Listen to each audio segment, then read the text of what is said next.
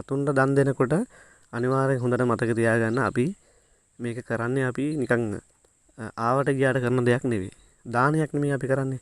එහෙනම් ඒ දානයක් කරනකොට අපි මහා සංඝරත්නයේ සිල්වත් ගුණවත් අයට ගෙදර එන ඈදෑ කෙනෙකුට උනත් අපි දෙයක් දෙනකොට දෙන්නේ බොහොම පිරිසිදුව. බොහොම පිරිසිදුව පෙනීතව තමයි දෙන්නේ. එහෙනම් අපි උදාහරණයක් විදිහට අපි බලමු දැන් මේ සතෙකුට කොහොමද දානවේයක් දෙන්නේ කියලා. උදාහරණයක් විදිහට ගෙදර ඉන්න පුළුවන් සුරතල් සතෙක්. ඒ වගේම තමයි ගොඩක් නිවෙස්වල තියෙනවා මේ කුරුල්ලන් ලේනුන් වගේ සත්තුන්ට ආහාරයට ගන්න ඒ වෙනුවෙන් වෙන් කරපු ස්ථානයක්. එතකොට හොඳට මතක තියාගන්න ඒ ආහාර සපයන තැන් අනිවාර්යයෙන්ම පිරිසුදු කරන්න. උදාහරණයක් විදිහට අපි ගෙදර ඉන්න සුරතලාට පිඟාන ගණන් එයාගේ ආහාර ටික දාලා දෙන්නේ. ඒ සතා ඒ ආහාර ටික ගත්තට පස්සේ ඒ කෑම ටික එතනින් අයින් කරලා ඒ පිඟන් හරි විදිහට පිරිසුදු කරලා තව පාරක් දෙන්න පුළුවන් සුදුසු තත්වයට පත් කරලා ඉවරලා තියන්න පැත්තකින්. මොකද දින දේ හරියට පිරිසුදුව දන් දෙන්න. ඒක ඒ විදිහට කරපුවාම තමයි ඒකේ වටිනාකම වැඩි වෙන්නේ. Tamanටත් කවදා හරි ඒ ආනිසංස විපාක දෙන්නේ මේ විදිහට.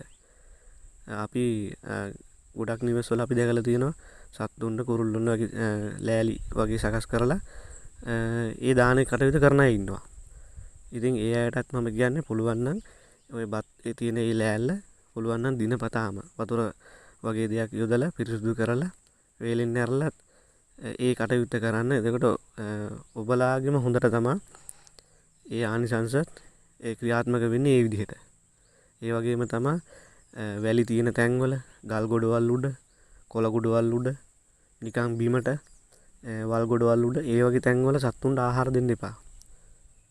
ඒක දැන් වැලිත් එක්ක මිශ්‍ර වෙලා ඒ සතාට ආහාර කැවුනොත් එහෙම ඒක කොයිතරම් අශෝභන දෙයක්ද.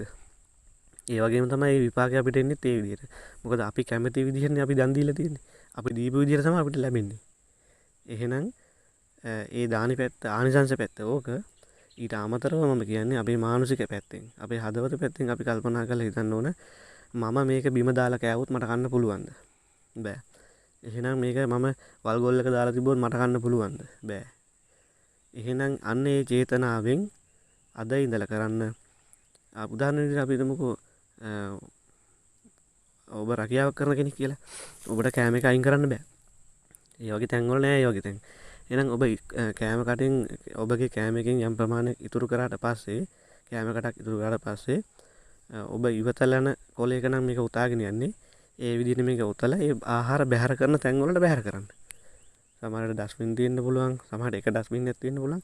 ඒ වුණත් කමන එක කොලේ ගුලි කරලා ඒ විදිහට අයින් කරන්න. මොකද ඇසට පේන්නේ නැති කුඩා සත්තු පව ආහාරයට ගන්නවා.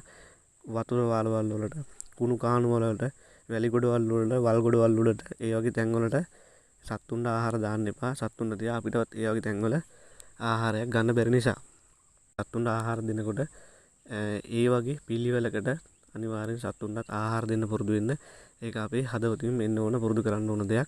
ඒ වගේම තමයි තිරිසන් සතෙකුට ආහාර වේලා දුන්නොත් ඒකේ විපාක ආත්ම 100ක් අනිවාර්යයෙන්ම විපාකෙට එනවා. ඒ ආනිසංස පැත්ත තමයි. ඉතින් අපි හරි විදිහට දන් දෙමු. හරි විදිහට පිරිසිදුව සතෙකුට උනත් දන් දෙද්දි ඔන්න ඔය මම කියලා දීපු ආකාරයට අද ඉඳලා දන් දෙන්න පුරුදු වෙමු.